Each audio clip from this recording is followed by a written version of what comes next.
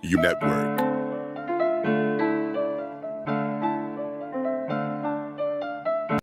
You are now tuned to BS3 Network.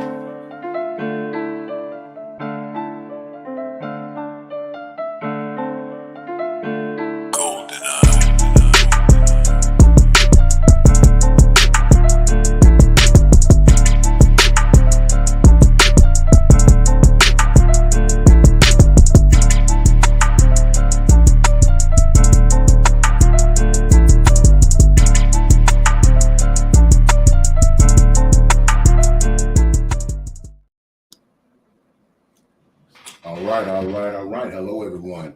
Welcome to Perspective on this wonderful Thursday. What would you say, Doc? I said we in the building.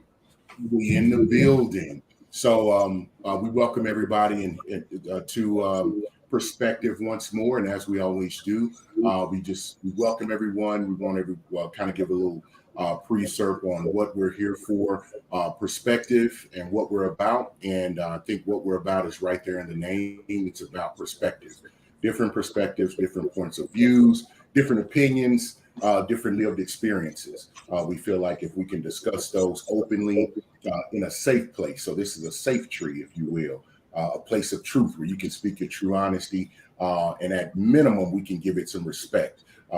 It doesn't mean that we agree with everything. And just because you disagree with someone doesn't make them correct and you wrong, or them wrong and you correct. It simply means you're different. And so whenever we look at those differences, listen to understand versus just to respond and reply, I think it brings us closer together. And that's what we like to do here at Perspective. So with that being said, I am Eric Butler, a.k.a. The Intellect, a.k.a. The Atlantic, because I'm cold, deep, and choppy, a.k.a. Cullinan, because I'm the biggest diamond found on land, and ain't nothing nobody can do about it. I'm a father, grandfather. I've been in talent acquisitions for just short of 2 decades now. That's 17 years, y'all.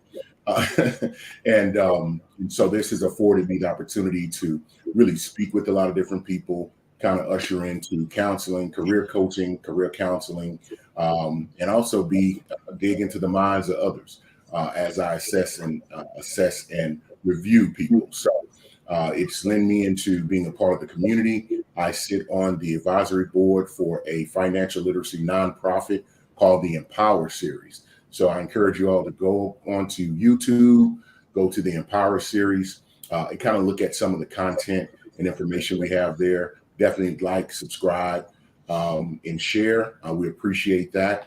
And with that being said, we'll go into it, and I'll pass the mic over to my uncomparable, stupendous. I always like to come up with new adjectives.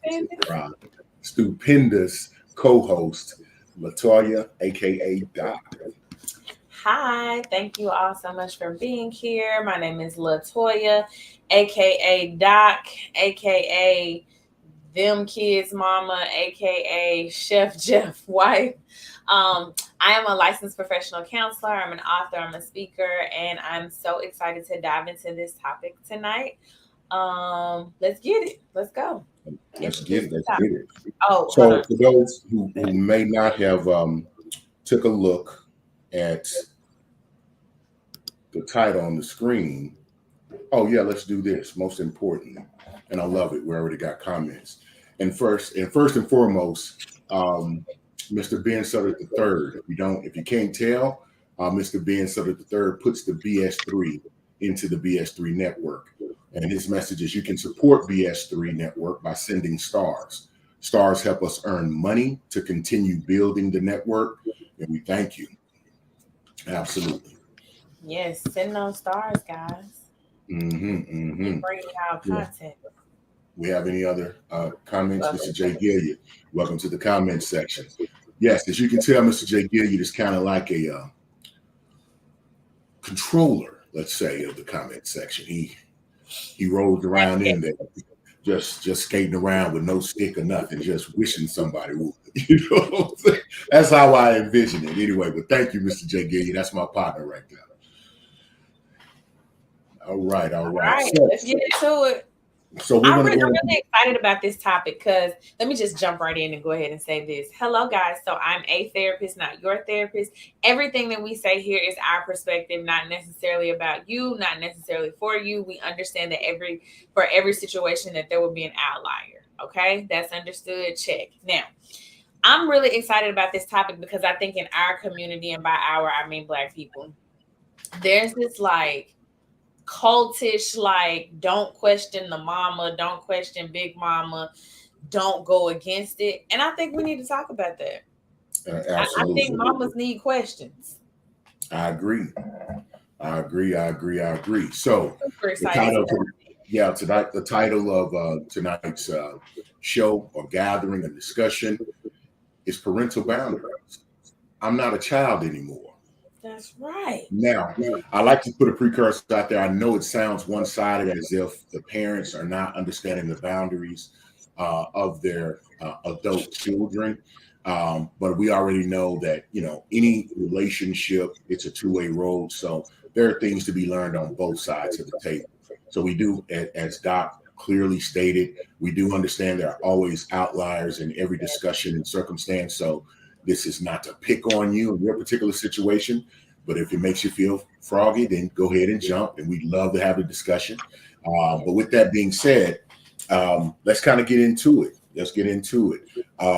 Just take a moment, viewers, think about some of the relationship, let's say, hiccups you've had with your parents, especially in that early adulthood period when you're kind of transitioning, coming into your own, and how that may have played out. If it ended up being better, what are some of the things that helped it be better? If it was trash and you had to go on a hiatus from your parents for a few years, what kind of led to that, and how did you get back if you ever got back? And hopefully something will be discussed tonight that if you're in that circumstance and situation, that it may give you some enlightenment and some tools to maybe start ushering back into that direction. So what we're going to do, we just have some speaking points that we're going to bring up, done with a little research, and then we're just going to delve into it. And we definitely want you to be interactive. Definitely share your perspectives, your opinions, your experience about it. And with that, we'll get into it. So, Doc. Hold on, I want to share a story. So you asked the question. You said first, "Hey sis, how you doing?" That's my girl. That's my bird. That's my baby bird. Okay, so you asked the question. You said, "What's a situation where there have been some hiccups?" Right. So I'll just talk about my family because we are healed from this, so we can talk about it. My mom didn't want me to marry my husband. And so that was like some conflict, right? And so I really had to like navigate this my mama, this my man, what we gonna do, right? Like where's what's gonna happen? Because it really only leaves me in the middle. And so really what it came down to was boundary setting. You just have to set a boundary. You just have to say, like, this is what I'm choosing for me, and you got to get with it or get left. Obviously, I said it more respectful than that, but that's kind of what it is. And I think we're afraid to set those boundaries because we've been conditioned as children, like, don't talk back, don't question authority, don't do this, don't do that. But now, like, as an adult, you have to question the authority. I can't just let you living at your house, running my house. That's not going to work. That'd be the problem. But we are past that. We are healed now, and everybody loves everybody at my house. So, but with that being said, it posed a question like, was there a like hiatus? You had to work through that? Was it a short correction? Did it take time to get back on good ground? It took a couple of years. Oh, yeah. My mom is very like myself, very assertive, very direct. You said it. Yeah, so she's very like, I see this ain't right. What's going on? What we talking about? What we doing? And we had to kind of be like, hey, this is how we live here, and if you don't like it, go back to your house, sis. But now, like, everything's fine. She visits, and everybody's great. Okay. But it took a couple years because, and so not to make her out to be the complete bad guy, like when you've had that much control over somebody's life, to watch them go in a direction that maybe you didn't see for them, or maybe you didn't want for Right. them, or that you don't Right. have control over, like that's got to be tough. So I think that's a key speaking point. And I think we'll get into it. So I don't want to jump and do the spoiler. So we'll kind of go on that. Thanks, Doc. I appreciate you being candid Yeah, and transparent and kind get of it sharing some out. of your own story.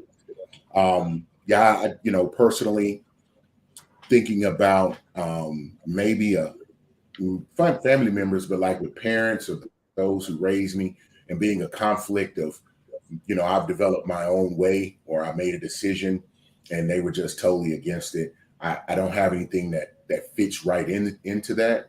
Right. Because I've been able to, because of course my upbringing and structure was a little bit different. Um, you know, but maybe something will come. Maybe there's something that'll derive that I can feed into from a personal standpoint.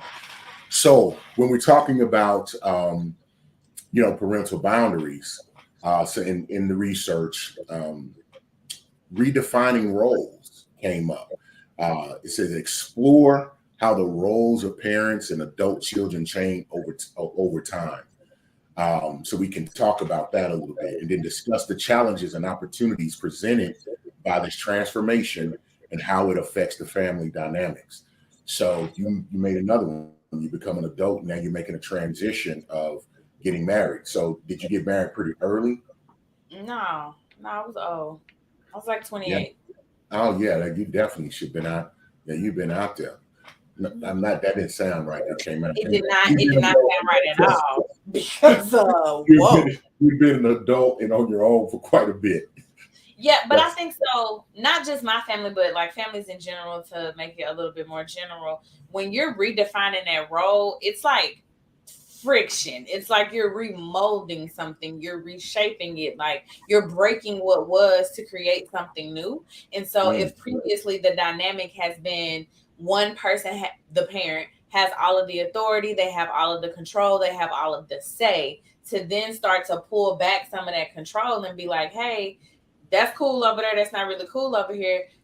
It's gonna be conflict absolutely, especially because you're the one um, that's changing the game. Like people get in their lane and they like this is what we're doing and this is how we move. We're humans. We're creatures of habit. And so when you introduce something new and you're like, we ain't finna do all that no more. You're essentially changing the game, and there will be conflict.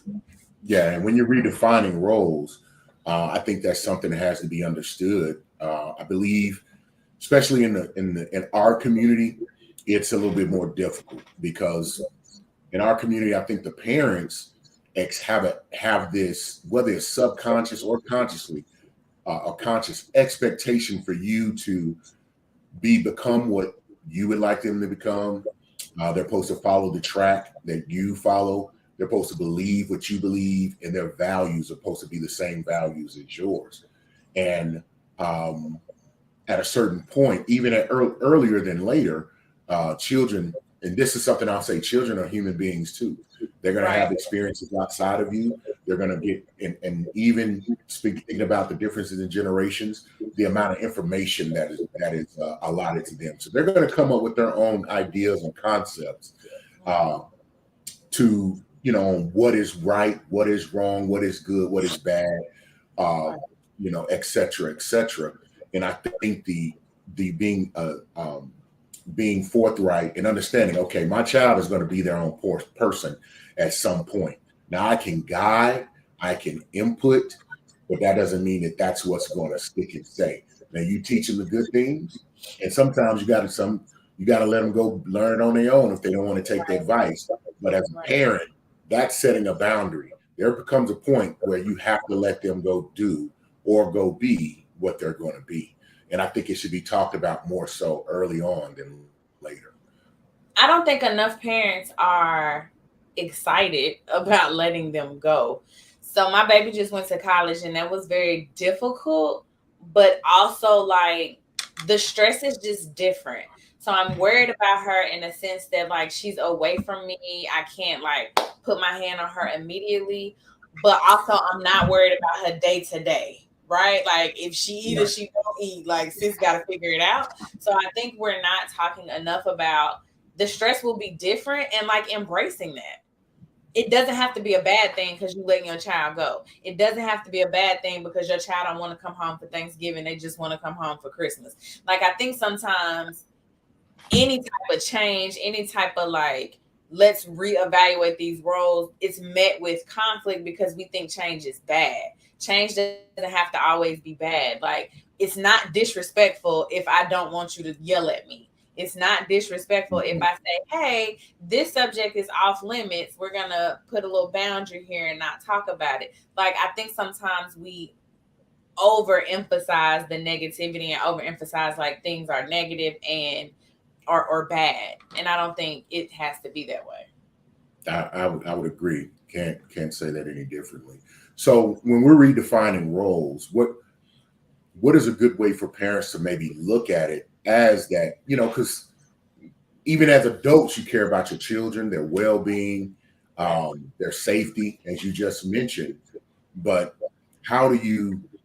what are some key things you got to look at to kind of make that shift? And maybe even when. But when you're redefining the roles, at some point they're always going to be they're going to be your daughter or your son or whatever they may be, because I know now we have different terms. They may be ambiguous. They may be your offspring, but at some point they're no longer your child. Does that make sense? You got to give up possession. Yeah. This is your adult. Like, so when you keep saying like my child, my daughter, my son, like that's possessive in nature. And I think that being okay with them not being your possession. Being okay without them being your. So when you're redefining roles, you need to understand that at some point they're not going to be your possession or your responsibility.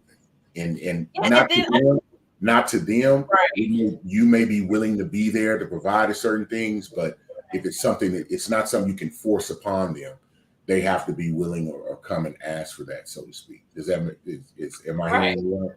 Yeah, absolutely. And then also trust your parenting. Like if you did a good job and you taught them, hey, look before you cross the street, then you're not necessarily worried about them playing in traffic because you taught them to look both ways before they cross the street, right? So trusting your parenting that you did the best you could, you gave them everything that you had to give, it's on them. Makes sense to me. Makes very good sense to me. So with that being said, the next point, and this is a fundamental thing. Let's just say that you'll hear this, and if you're talking about relationships, you're talking about improvement, any type of human interaction, communication is going to be a fundamental pillar in that conversation. So addressing, effective communication methods between parents and adults. And I think you've touched on it a little bit, like the child saying, I don't want to be, hollered at, I'll state my idea. And then the importance of open, honest, and respectful dialogue to navigate sensitive topics and establish those clear boundaries. So communication about setting boundaries and establishing the evolving relationship, and then the way that you do so, even all the way throughout that. So it needs to be open, needs to be honest. But what key points do you have on that? That's it. Be respectful. But I think so we talk a lot about communication and we're saying like, speak this way and make sure you're articulating what you want. But I think the piece that we're missing is that everybody has to be actively listening. Because I can tell you what I want, but if you're not listening to me, then you're not going to give it to me and we'll still be in conflict. So I think coming to the table open, but also with your ears open, like listening to what the new boundary is or the new role is or the new need is in the dynamic. So absolutely. I would say listen with an open mind. Yeah, with parents, I would say that comes with redefining the role and understanding that your offspring they're a person of their own, and so you have to detach on I'll say my mother had a saying: if I ever asked a question like "why," As I said, so. she said, "No, because I'm the mama and you the child." That was the answer. That was all of the answer. Mhm. So I'm saying that is not effective communication. You know what I mean? But as you make that change and you redefine the role, the way that you communicate, like you actually need to be intentional about when you're communicating with your child. At some point, you're going to know that they're kind of becoming in their own. I'm talking about even in early teens.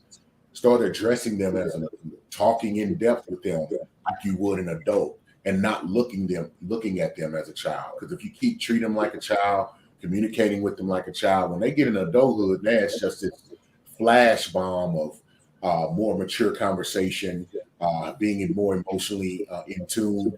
And as a parent, you need to have kind of worked on that. Mhm. You see what I'm saying? So I do. that communication is going to be great, and then that rolls into the respect and autonomy, which I think is hard for a lot of for parents, especially within our community. Emphasizing the significance of respecting each other's autonomy.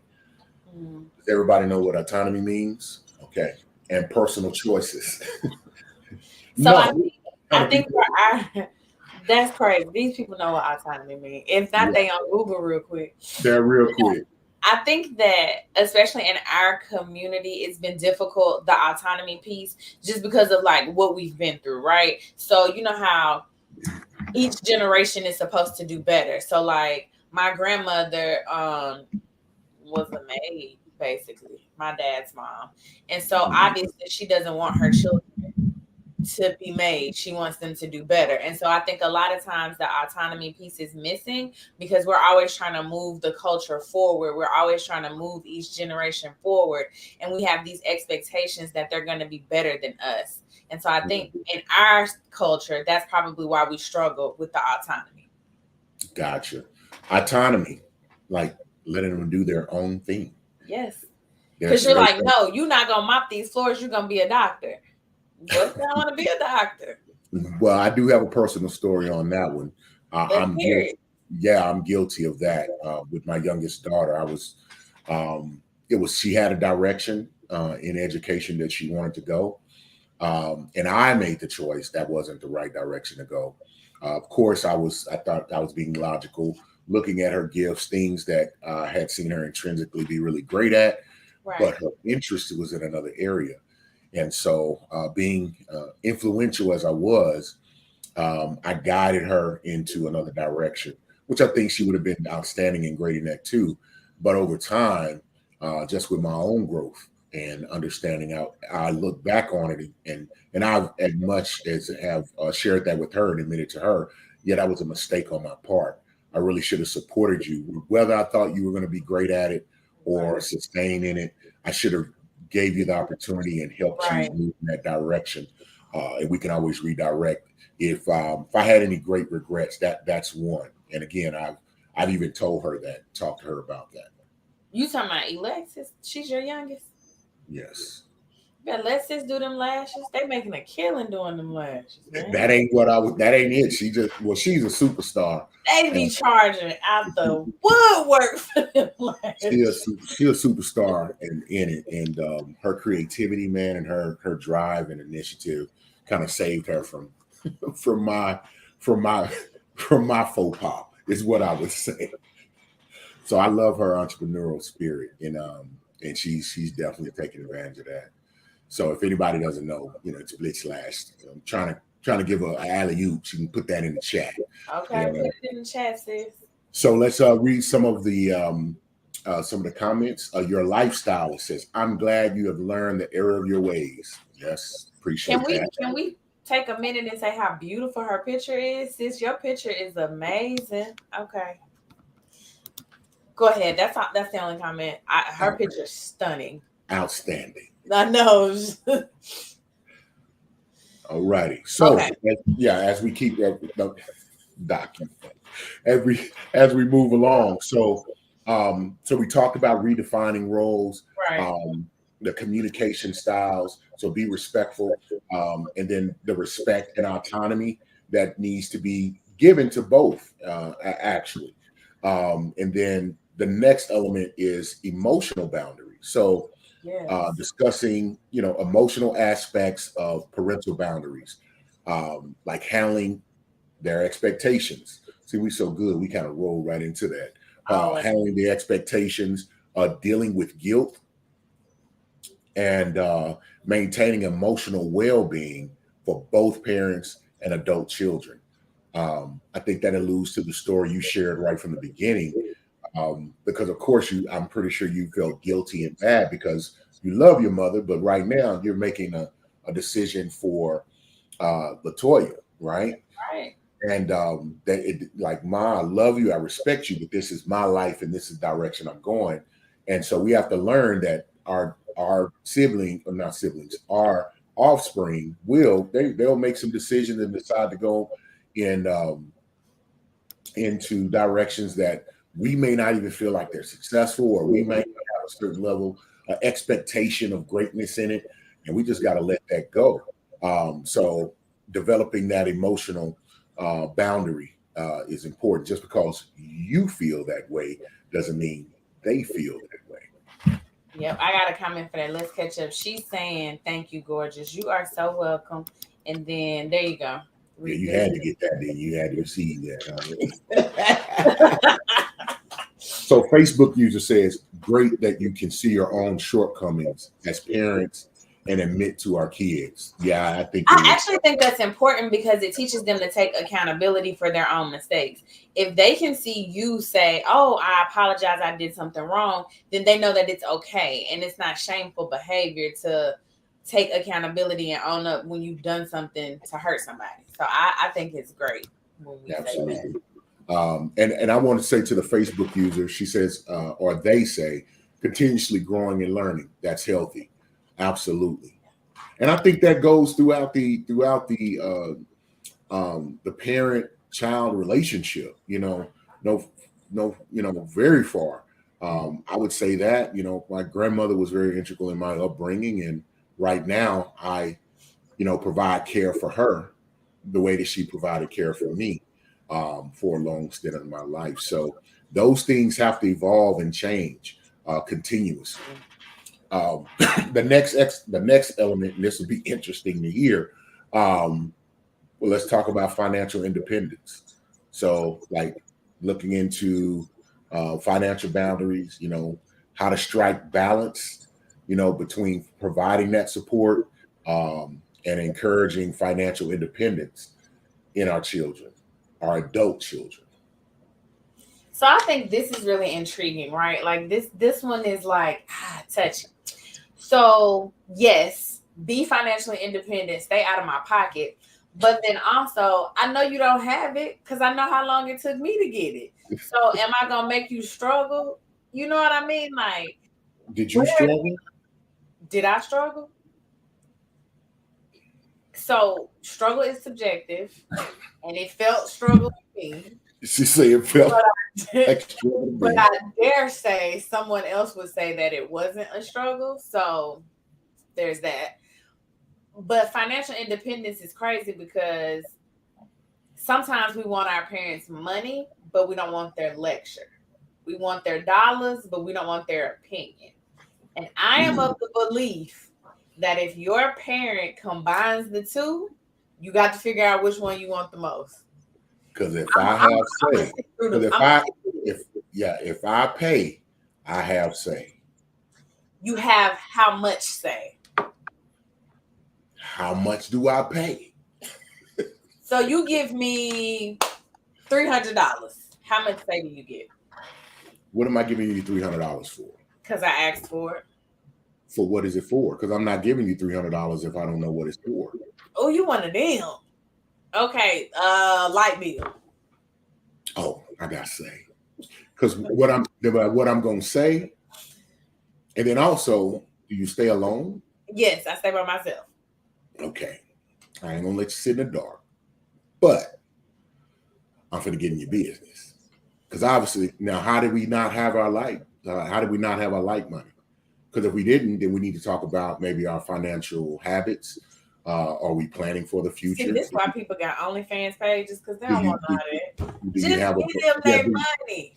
Nah, can't do it because I'm gonna be doing, and I'm gonna tell you this. That would go with if it was a friend, not even my. If you're an adult and you grown and you ask for money, then you got to take what come with that. Because the bank gonna ask you, well, what do you have to pay it back? What do you have to pay it back with? Have you handled your money well in the past? You haven't. Well, then the answer is no. So I got to get you prepared for what's really coming if you're my child. And if you're my friend, I got to get you prepared for what's coming because you're my friend. So here's the thing. I don't think that you're wrong, right? I actually think that you're right. I just think that if somebody is humbling themselves enough to ask, they ain't got no other options. Why does it have to be so difficult and so in depth? Can't you just give me a short speech, teach me how to budget, and then give me the money? I don't think it was a short trip to not having your $300 for your electric bill. I mean, maybe it was. Sound okay, like this may be hitting a little close to home. Maybe some of your past days. So because you is not. I'm gonna listen. I'm gonna listen to the speech if I need the money because I got no other choice. I'm just trying to help. I'm gonna be honest. The speech ain't really the issue.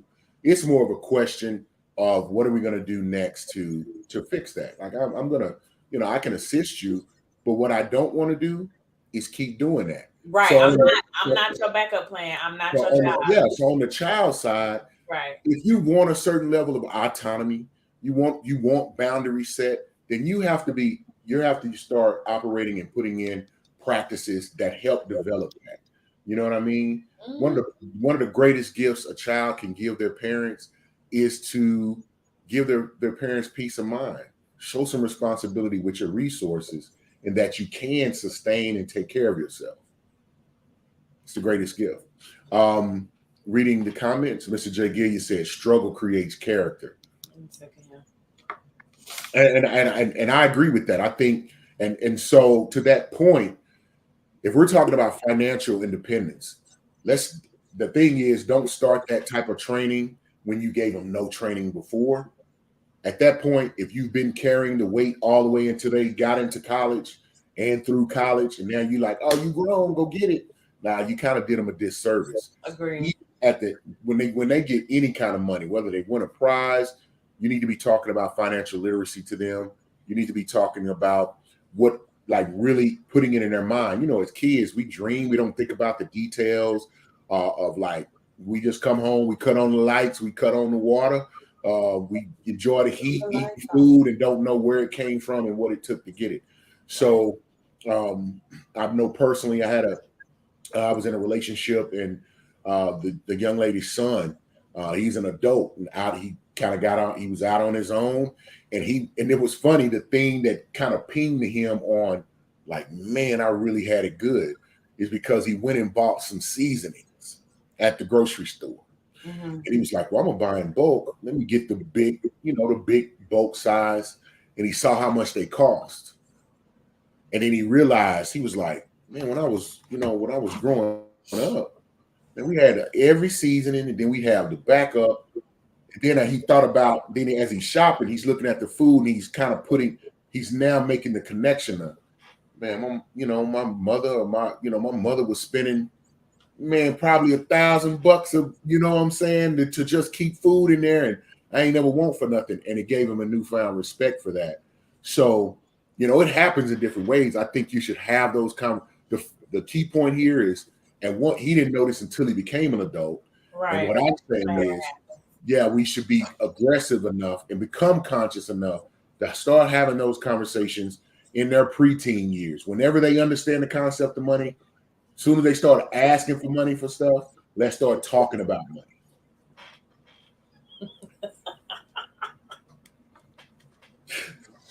Yes. Sis, they ain't want to hear that speech. They don't want to hear the speech. Wow, man, it's sad. It's sad. A little comedy in there, sprinkle that in. No, absolutely. So we talked, redefining roles, communication styles, respect and autonomy, emotional boundaries, financial independence, and so sounds pretty simple but straightforward, but time management. So managing, time commitments to the family, where you have to be when you have to be with the parents, and the importance of respecting each other's schedules and priorities. Because as you start to, you kind of touched on it, as they are, let's say they're in their late teens, they start building a life of their own, having relationships, significant relationships, not necessarily romantically, but best friends, groups that they run with. They have, or if they in certain organizations, they may want to be somewhere where you want them to be at this family function, but they have a conflict. It's like starting to open up and allow them to kind of develop that independence, and kind of respecting their time too.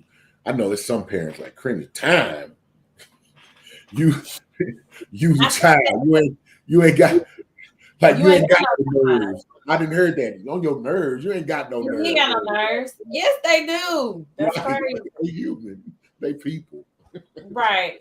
I think the time thing is probably for like older adults when they're starting their own family and they can't like carry on the traditions of their family of origin because they got their own family that they're trying to create traditions for.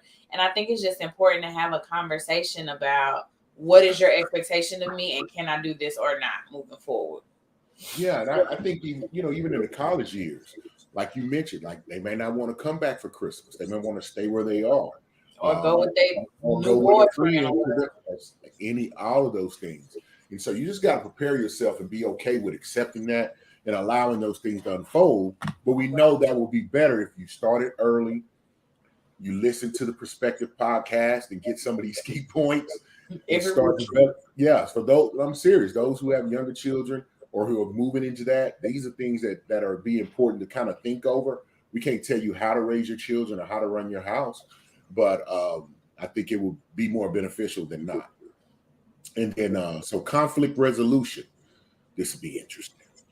So conflicts, that may arise due to the boundary setting. So what are some strategies, Doc? I know I'm kind of going to hand the gauntlet over. So what are some strategies to resolving those constructively? Identify what the conflict is. Sometimes we find ourselves arguing about things that we're not really arguing about, right? Mm-hmm. Like you saying, you was being disrespectful. They weren't being disrespectful. You missed them and they haven't been home. They haven't been home because you keep yelling at them, calling them disrespectful, right? So identifying what the actual conflict is going to be number one. What are we upset about? What are we trying to resolve? What is going on? And then from there, it's everything else that we've already talked about. It's being open-minded. It's active listening. It's effective communication. It's setting boundaries and also discussing what the expectation is moving forward. So you've identified the conflict, because you watch the Perspective podcast and Eric loves talking about effective communication. Absolutely. So you're going to use all of those skills all at the same time. Everybody feels heard. Everybody feels validated. And then what is the solution? How do we not get here again? Making sure that whatever the expectation is, it's agreed upon between both people. My expectation moving forward is that you're going to come home once a month. Can you do that? Yes. Can't do that. Then what do we have in place? Okay, if I can't make it this month, I will call you and let you know something changed. Yeah, and that ego, like parents just like they just want to bogart the situation, and then children saying, "I'm not gonna fold to it. I'm grown now," until they really get there, and they be like, "Man, I wish I wasn't grown right now." I wish I wasn't grown. Being grown is tired. But I say that what you just said is perfect, Doc. In my short way, I'm saying you got to address the pain that heals the real pain. So you said some of the thing is really, I missed you, but now you're saying you're being disrespectful because you're not calling, you're not coming home. And then a parent may respond with not sending the money or not helping them with an issue that they've always helped them with, which is being retaliatory, and that's just going to lead to a more issue. So addressing the real issues, as Doc would say. And so the next one, let's read some of the comments. I think we may have skipped over a few. I didn't skip nobody. Being an adult is overrated. Absolutely. And I want to say to those Facebook users, there should be a little clause at the bottom that if you give StreamYard the permission, it's not going to ask you for like any pertinent information. It just allows your name to be shown, because we definitely want to address you with respect and appropriately. So take a look at that and see if you can click on that and have that happen. Other than the next step or the next topic or a point of discussion when we're talking about parental boundaries is cultural and generational differences. You know, how to recognize that they're there, to appreciate the impact of cultural and generational differences. So, Doc, what do you have for us on that? I have a very so I have had the pleasure of speaking with people from varying backgrounds, varying cultures, whatever, and I understand that my viewpoint is very much Southern Black American. That's just my viewpoint, right? Very much so. So I will speak to that. I think what we have to understand is there's not necessarily anything wrong with the old way. But it's not anything wrong with the new way. I think sometimes older generations are like, well, you know, this new generation, y'all doing it like this. Like it's something wrong with what we doing. Right. There's nothing wrong with that. Like my mom says all the time, you doing that new wave parenting because my children get to cry, they get to ask questions, like be human. And so for her, it's like, y'all doing something different over there. I'm not saying anything is like wrong with what she did. I think she did the best she could with what she had. Now, once you know better, you do better. Absolutely. You know what I mean? And so I think from that perspective, from that like generational perspective, understanding that the world that our parents prepared us for is not the world that we living in. The world that I prepared my oldest for is not the world that I have to prepare my younger two for. And so just understanding that things are going to change and being okay with that. Now, in different cultures, it's very much a community perspective. It's very much like give back. You go out, you become a doctor, you come back and you give everybody your money, right? Like that's no, for real. No, I was like, no, you have to give them your money. She was like, yes. I was like, I'm so sorry. Like, no, that is the expectation. No, like for real. Like, you know, like I mentioned, I've been in recruiting. So different cultures, individuals that come from different cultures, I have to recruit them differently. Like especially if it's, you know, talent that I'm really looking for, they fit the criteria, what we're looking for. I know the hiring manager really wants them, but then I have to go and have that conversation with them. They're going to, you know, want to negotiate and all those things. But in some cultures I learned, you know, you think, oh, they trying to lowball me or take time or they got another offer. No, they really do need to go talk to their mother or. No, that's a real thing. And if she says they can, then they can. They can want the job, be ready to roll, but I have to go talk to my family and let them know what it is. You know, so sometimes you have to be prepared. And I've done this, had a conversation with a parent. Not necessarily, and I'm talking about this is an adult in a career field, but they had to consider that because it's a family, such as the family dynamic. So to point to the cultural and generational differences. In our community, it's definitely prevalent, as you pointed out, talking about that new wave. But you know, on the other end, you know, even the adult children, you know, be mindful. They came up in a different time with different information, and so your information may be different, and it may be better. It may be more efficient. It may be more effective because we've learned more. We have the benefit of 2020 hindsight, right? We can look back. So with that being said, understand that. So you can't hold that parent under siege or even, I would say, convict them on the fact that they didn't know. You know, people can only operate at the level of consciousness that they have, right? And so if we think about that, no, yeah, definitely give it to me, Doc. But if we think about that, I think it would ease the person's, whether it's the older or the younger person, from being so angry, I would say, with whoever they're in conflict with. So I think the problem is, yes, people can only give you what they got to give you. They can only work at their level of consciousness. Yes, 100% yes. I think the problem comes when you're telling them, hey, this is what happened to me. This is my perspective on it. And they like, yeah, whatever. Not, yeah, whatever. Like, my feelings matter. And then that causes the adult child to like not even want to fool with you because you're not open to anything else. And so I'm not saying apologize for how you raised them, or I'm not saying like bow down to your child. I'm saying be open to conversation and being open to hearing that your best wasn't good enough. Wait, you see, you hit the corner, got up on two wheels. Wait, say that again. Be prepared to hear that your parenting just was not good enough, right? Yeah, like maybe your best wasn't good enough. I think many times, that's a whole nother thing. Like that sucks, right? Like my daughter has said something to me and I'm like, girl, like I'm gonna pay for the first 6 therapy sessions because I can't go back in time. My bad. This was my thought process.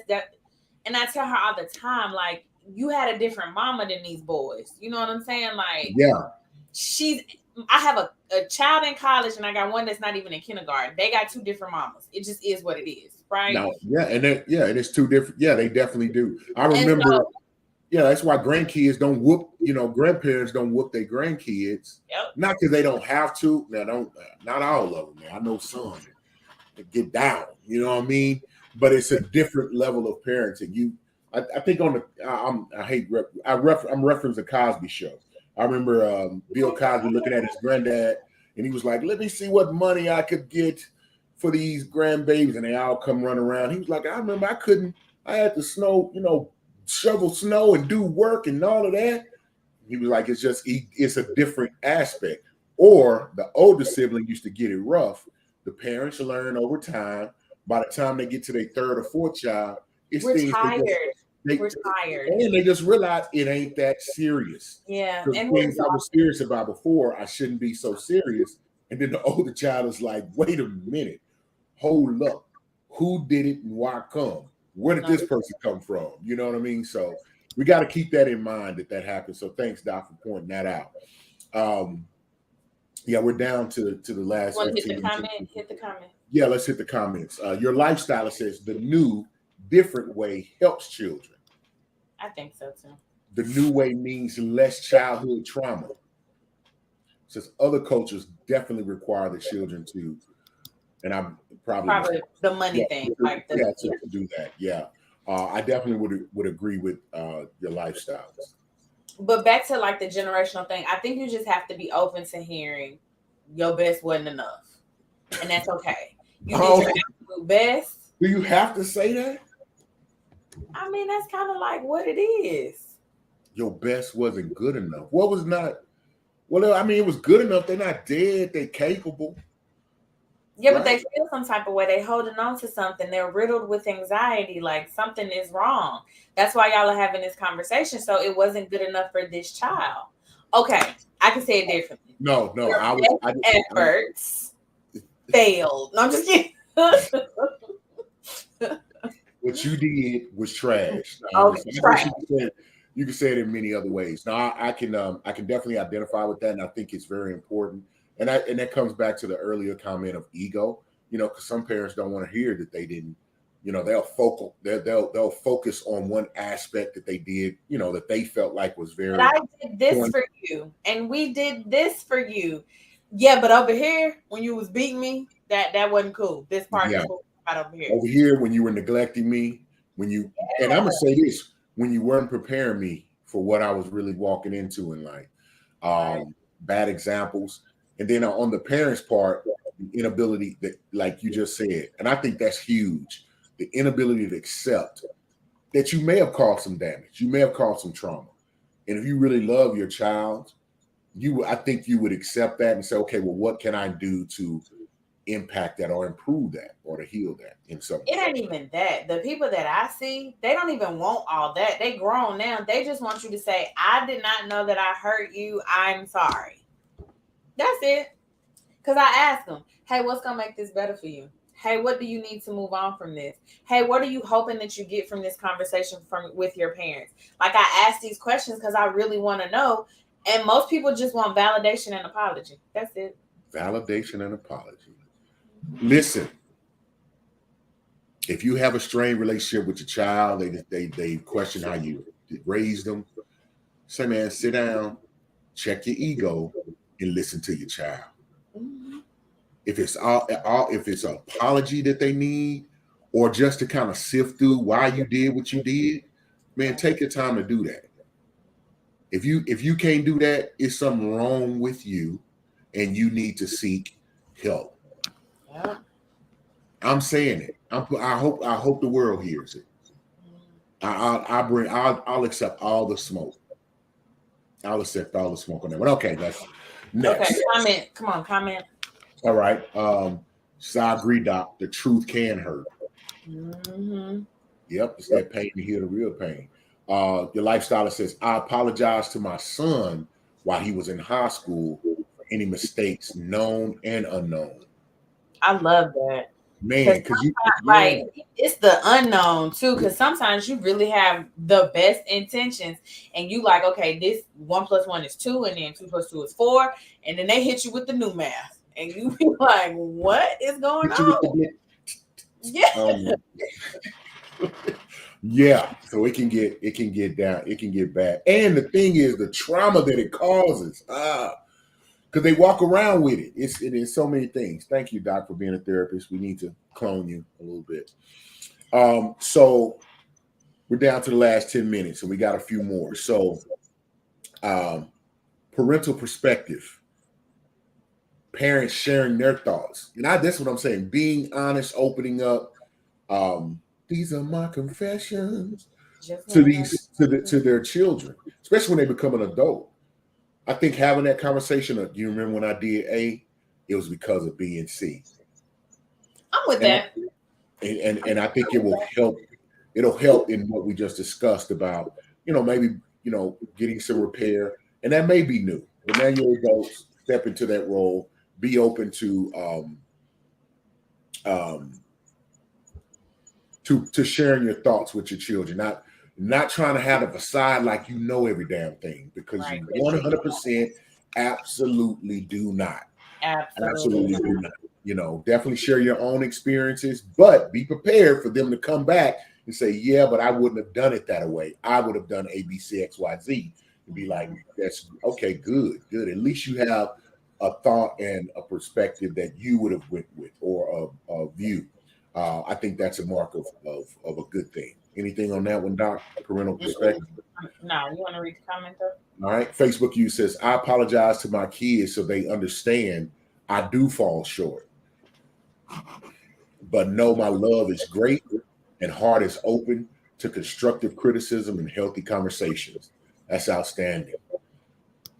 That's outstanding. And then the super duper Captain Federalist SBL Adocious Alexis Butler says, yeah, my mom best was definitely not good enough. And Yeah, I almost felt some type of way, but that's okay. Facebook user says, I want my kids to heal from mentally as well emotionally all the time. Mm-hmm. And Alex says, oh my God, I wish I could pin that to something, Doc. We're gonna put it on a t-shirt. Man, we playing around. So we moving into some of our last points. So support systems. What's the importance of having a strong support system, whether it's within the family or outside? The therapist, and the positive impact that healthy boundaries can have on their relationships. Yeah, you just have to have a support system, because we weren't designed to do this life alone. And so having someone there to support you within reason is cool. And I think, so people hear boundaries and they be like, ooh, scared. Somebody's going to be mean. No, boundaries are just like, rules of operation. If I set a boundary with you or you set a boundary with me, it's a wonderful thing because it means you're open enough to share yourself with me, but you just want to share yourself with me in this way. You know what I'm saying? It's like rules of engagement, rules of operation. This is how we're going to be in relationship with one another. And so I think that the boundaries enhance the relationship because we've discussed our boundaries. And so now we've discussed our expectations. And so you know what I expect of you. I know what you expect of me. Cool. Let's run it. We BFF forever. Gotcha. I like it. And so, because it talked about, setting those within the family. So, like you said, open discussion on these are the expectations, these are the boundaries. But it takes discussion and getting into it to find out what those are. So nothing is perfect. So I don't want anyone to say, well, how would I do that? How would I go about? Just start. And then I promise it will shape itself out. And then also be open to bringing outside help into helping set those boundaries and that construction and maybe guide it, maybe get some coaching and some teaching on that to navigate the challenges related to the parental boundaries. Because it's gonna be there, but you need to discover it. So you want to make sure that it's being done constructively and effectively as you start learning those boundaries. Because somebody say the wrong thing, it may be taken the wrong way, and it send you the other direction instead of bringing you closer. So that's ideal. And then I thought this was peculiar, so I threw it in there, and I was like, Doc, I have to kind of unload this. So self-care. It talked about how stress or how significant stress is for both the parents and adult children, as setting boundaries often involves that emotional and psychological challenges as we just kind of talked about. Mm-hmm. So you saying like practicing self-care after you've done this? Or you want to take care of yourself. Which I think self-care is that's a misnomer. I think self-care in every aspect of life. So anything that's gonna bring stress or is challenging and brings emotional challenge and stress into the play, self-care and finding that out could be something you do together. Maybe set that up in a self-care way. And then, because, if you go to a spa together or go to like on a sporting event together, may open up discussion. In like a neutral territory where you're both calm and relaxed. Yeah, that makes sense. But I also think sometimes setting boundaries can be difficult, and we don't talk enough about like the downside to boundaries. While I think they're a beautiful thing, I would be remiss if I didn't mention that there'll be some guilt, there'll be some shift in relationships. It's not always as easy as just like, hey, this is my boundary. Okay, girl. Like, it's not always that easy. So making sure that you practice that self-care after you've had to have such an emotionally charged conversation is going to always be important. All right. And we move it. I didn't want to miss this one, and I saved it for last. Okay. Growth and reflection. So encouraging both parents and adult children to reflect on their growth as individuals and the positive impact that healthy boundaries can have on their relationship. So when we think about growth, parents become adults, and when it comes to your children, don't lose the fact that you're still learning yourself, and you're going to continue to learn as they're learning as they're coming up. So I think if you understand that, hey, I don't have all the answers, I haven't got it all figured out, and I'm still learning every day, then maybe you would be able to be more open to have, to respect your child as someone who is learning and still learning every day. I'm gonna put that. That was good. That was great. I appreciate it, Doc. So, Doc, we got the last 2 minutes, and that was, and I'll say learning from others to wrap up, and then just go into your final thoughts. So, a story or experience of how you learn from someone else as it pertains to setting boundaries with parents. Hold on. So Mr. J. Gilliard says there really should be a parenting book that updates every 10 years. They actually have those, and the people do update them. I just don't necessarily subscribe to them because every child is different. Like, that book may have worked for my oldest. I don't think it's a book out there for that last one. He is off the chain. But my final thoughts are, if you use effective communication and set your boundaries, I think that the relationship between the adult child and the parent can be phenomenal. I love it. The thing I wanted to highlight in my final is that parents, I would say on parents, those who have strained relationships with your adult children, right now is the time to swallow your ego, be able to accept the constructive criticism, and also be open and willing. If you say you love your children, and most important, if you respect them, then you will give them the closure. You will give them the understanding that they need, that they've been heard. And if you apologize for not knowing what you didn't know, and that you would want to try to improve that going forward. It's worth it. And it doesn't mean that you're right or wrong. It just means that what you knew then is different than what you know now, and we can be better. All right.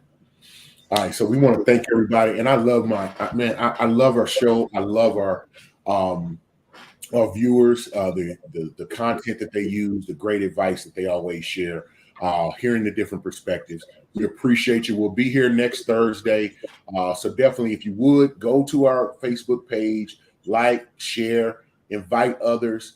We want to boast the communication. Communicate with us on there. If there's things you want to hear about, things you want to discuss, please put that onto the Facebook group. It's perspective, and we want to make sure that we're staying in contact with you. Also, go to all of the BS3 network outlets. We have Facebook, Twitter, Twitch, Roku TV, YouTube. Go and look at some of the content. Things you like it, share, subscribe, all of those good things. But other than that, we thank you for spending time with us. We appreciate you. We'll see you next week. Y'all have a great one.